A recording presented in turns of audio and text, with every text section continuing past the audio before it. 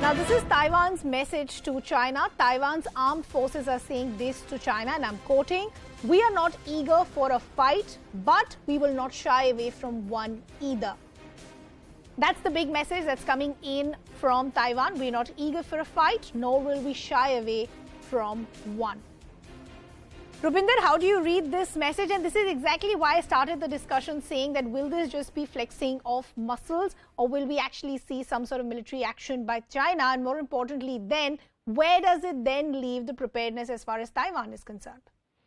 See, as far as Taiwan is concerned, they are apparently looking at a strategy which some folks call as a porcupine strategy. You know that little porcupine thing with the needly things on its body, that little animal?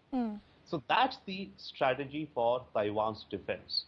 They want to load up Taiwan with mines, landmines, mines on sea beaches, missiles, etc., that it's totally bristling with, explosives if China or Chinese army tries to set foot on the beaches and into mainland China. So that's the core of the Taiwanese defense thing. So they're ready, and of course they're also readying the offensive weapons. Two parts, defense, porcupine, and offensive, of course, their aircrafts and missiles. In fact, they were asking the US for some helicopters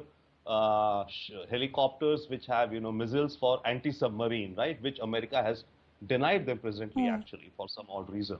So defense and then offense on both these sides. I'll quickly go back to the Xi Jinping question which you asked, and America. See, one more outcome of this whole visit of Pelosi is that what America is trying, in addition, is that it is nudging and pushing its partners in the Indo-Pacific to increase their defense budgets.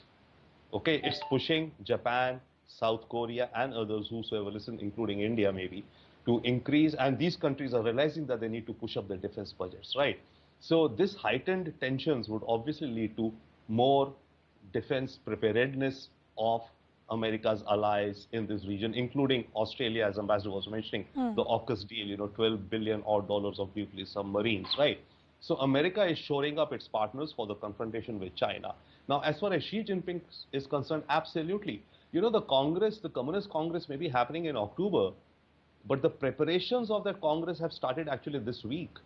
Because for that larger conference, which is, once a 5 years, you have many working committees, what topics, what discussions, what resolutions, etc. So that is happening right now in Beijing amongst the Communist Party leaders. So Xi Jinping doesn't want to be seen at this point, of course, as being weak on the Taiwanese question, because he may be, the supremo and the de facto big boss, but within the party he may have, and he does have opponents who may question the way he's leading the party. He may still end up being the, with the third term, but with reduced powers or enhanced powers. He wants enhanced powers. Now, one quick point with respect to India last.